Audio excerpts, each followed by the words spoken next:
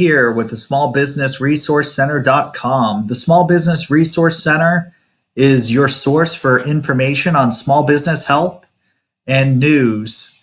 We also have information with personal development. And right now, what I'm covering is the U.S. Mexico-Canada Agreement.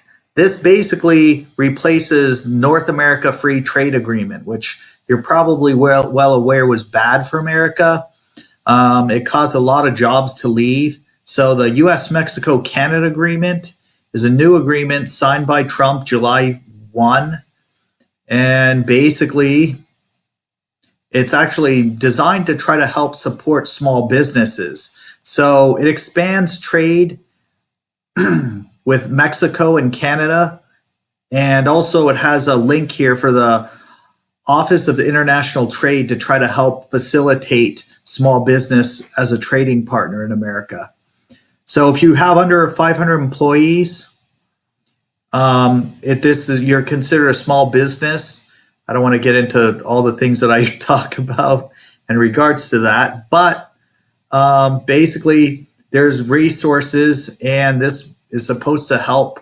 So your company selling goods to Mexico and Canada can now achieve expanded export opportunities under the U.S. Mexico-Canada Agreement. And it said 2019, U.S. companies sold $291 billion in U.S. goods to Canada and $256.5 billion in U.S. goods to Mexico.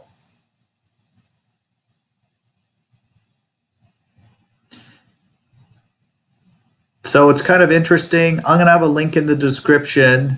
I don't know if you could take advantage of this or if it's going to benefit you any, but keep in mind, North America Free Trade Agreement, that's good it's going away because it made a lot of Trump is doing things to get them back.